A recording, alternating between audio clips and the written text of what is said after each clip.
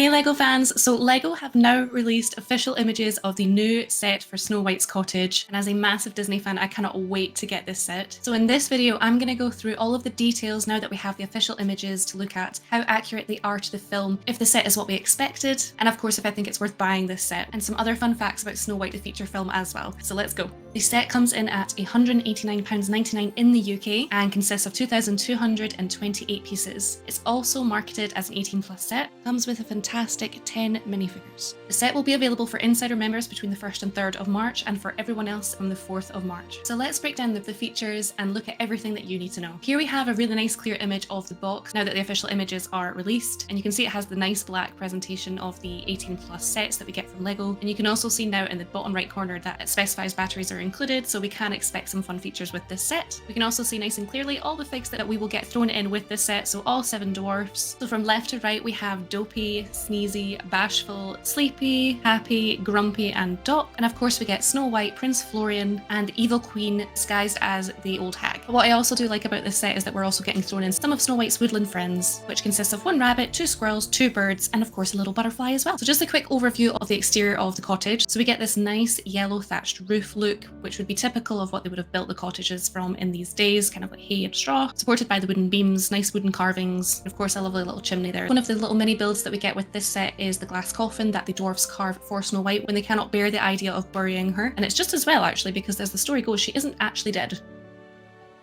She's in a death-like sleep. So yeah, if they had technically buried her she would have been buried alive.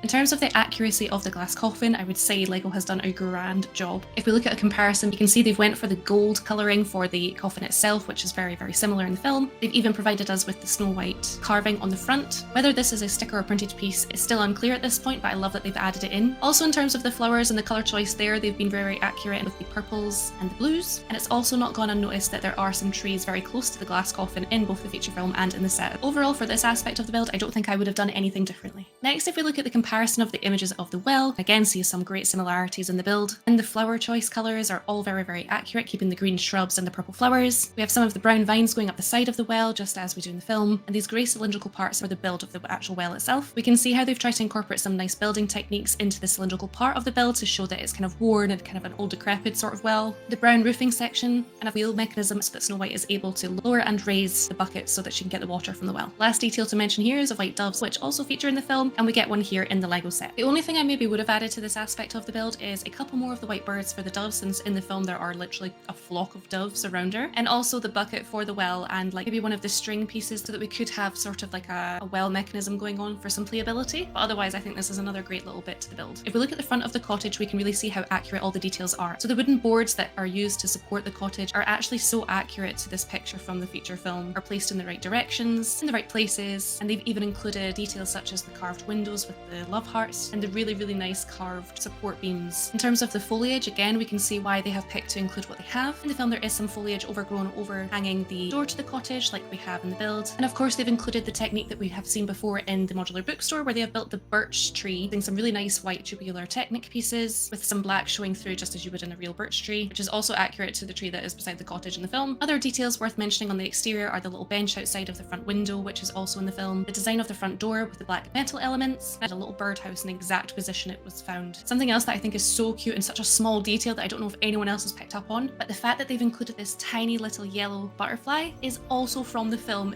in these pictures here. The attention to detail on that is just hilarious and great. So in terms of what we can see from the exterior and the details that are included in there, I think the only thing that I maybe would have wanted them to add is a few more of the woodland creatures that are also obviously Snow White's friends, so they are quite a big element in the film, and also they are the ones that come to fetch the dwarves once Snow White has been poisoned, and ultimately help in drawing the dwarfs back to chase down the queen, and then she dies. So really, animals are the heroes of the story.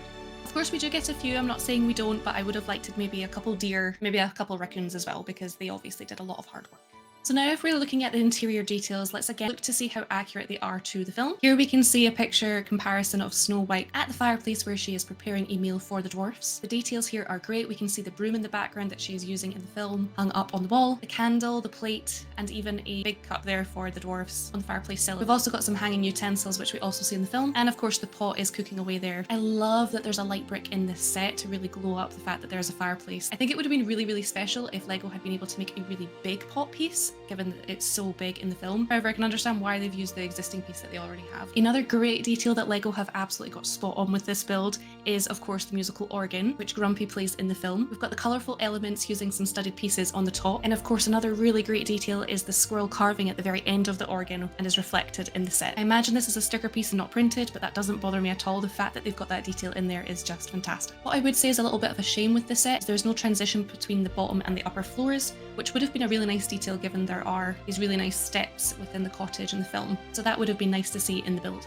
I also think it might have been nice to see some of the musical instruments that the dwarves play in that fantastic scene where they're all singing and dancing. I think something definitely worth noting here is obviously the fact that it is great that LEGO have included 7 beds for the 7 dwarfs in the set. However, the layout isn't exactly accurate to the film in that there is that random one in the middle where we can see Doc has kind of plonked himself. Also, it doesn't appear that they've reflected the kind of quilted sheets that the dwarves have on their beds. All of the beds. And yet I can't see any personalised sticker pieces or anything like that at the bottom of the beds with all the names on them, which would really nice to see as well. In terms of the minifigures, I would say that they look pretty great. There are some small details which could improve some of them, such as for Prince Florian. In the film, his belt is actually yellow, whereas the minifig is red. And also, it might have been quite nice to get his little hat as well as an addition to his hairpiece. But no surprise, LEGO have just reused the minifig that we get in the Disney Castle set. For the dwarfs, I absolutely love how all of these figures look. I know not other people have agreed with this, but I think they look great. And I love that they've actually added in that extra mold for Dopey's ears because he is known to have the bigger Dopey ears. A little added bonus feature might have had a special molded nose, kind of like what we had in the very new Pinocchio minifigure that we got in the latest Disney 100 CMF series, and also to have made this mold quite a red colour just to show those goofy noses that the dwarfs are sort of known for. I think a detail that I would have rather swapped out for something else in this set that I have noticed is the inclusion of kind of Doc's dual inspection station. So we can see here that this is kind of hidden at the back of the build and is a bit of a giveaway because of the magnifying glass, the sack. However, Doc didn't work from home. He did not inspect his jewels at the cottage.